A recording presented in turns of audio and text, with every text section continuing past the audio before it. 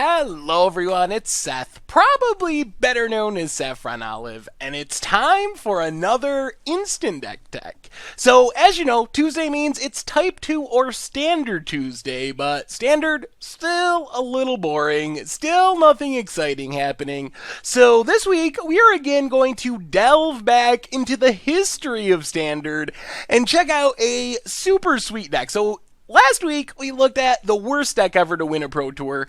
This deck is kind of on the other end of the spectrum. This was a really revolutionary combo deck, one of the first infinite combo decks to have real success, and has some really important historical ramifications as well. So this is a deck that goes by the name Fruity Pebbles, and I probably hear you wondering, where does that name come from? Fruity Pebbles. So if you're newer to Magic, you might not know that there's actually a really long history of naming decks after breakfast cereals. That is something that players used to do in Magic. It's kinda gone away a little bit, sadly. People like boring names now.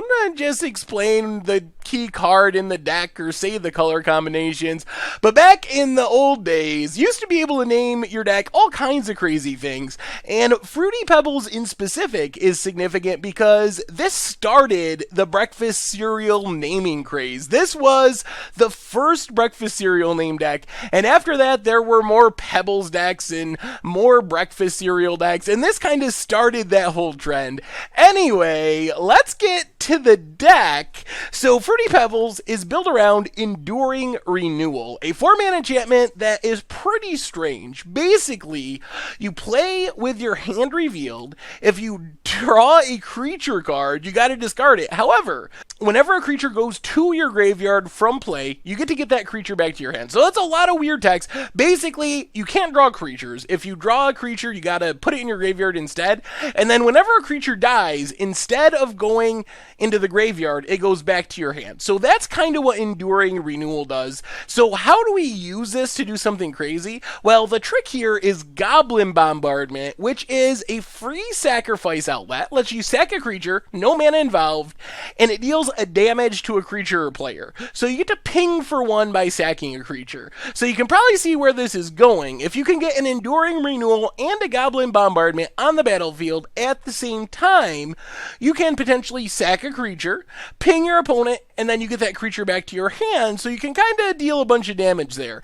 The final piece to the puzzle is 0 mana creatures. So Phyrexian Walker and Shield Spear were the ones back in the day. This was from Tempest era Standard, so this was before we had Memnites or Ornithopters. I guess we had Ornithopter actually, because that was from Alpha, but these were the 0 mana creatures of choice. Good on defense, do some blocking in the early game, and then eventually get your combo set up, and you'll sack your Phyrexian Walker or Shield Spear to Goblin Bombardment, deal the damage to your opponent. Since you got Enduring Renewal out, instead of just going to the graveyard and being gone forever, you get back your 0 mana creature, cast it again, sack it again, and basically you have the infinite damage. You could mow down your opponent's entire board, but usually you just go to the face, kill your opponent 1 damage at a time by just recasting your 0 mana artifact, sacking it again and again and again and again until your opponent's finally dead.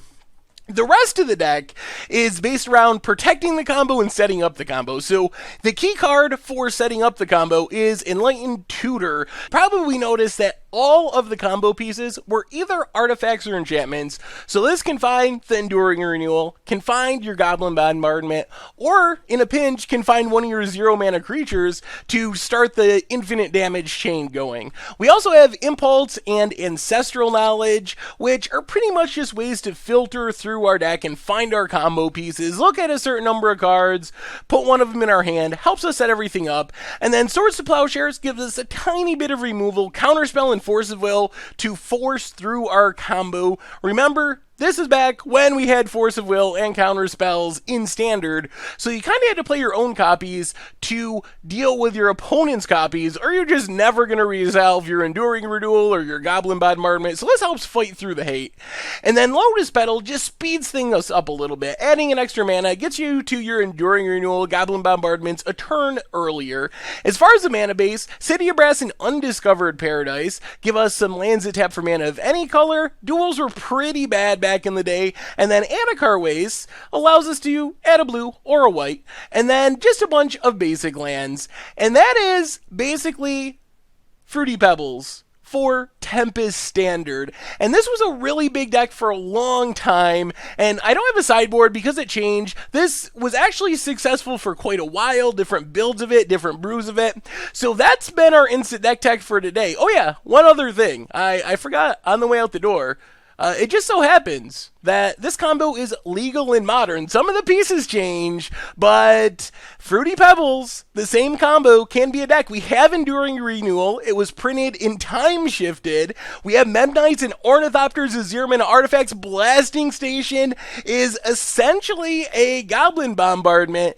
So I don't know. What do you think? Can we make Enduring Renewal work in Modern? Maybe this would be a good budget Magic. So if you have some ideas of how best to make Modern Fruity Pebbles, make sure to let me know in the comments, because I think it would be fun. It's really cool to see old decks, and this old deck actually kind of has potential. We'd have to change a lot of things up. No Force of Wills, no Swords of Plowshares, no Enlightened Tutors. We'd have to change things up, but the basis of the combo from Fruity Pebbles from 20 years ago, way back in Tempest, still could be a deck today in Modern. So if you have some ideas, let me know in the comments. Anyway, that's been our Instant Deck Tech for today. Thank you very much for watching. I hope you enjoyed the video, and I will talk to you soon. Thanks for watching the video. If you enjoyed it, help us out by clicking that like button down below. And to keep up on all the latest and greatest, click that subscribe button. And don't forget to hit that bell icon to get alerts whenever we have new videos. And if you want to, check out some of our other sweet videos here and here.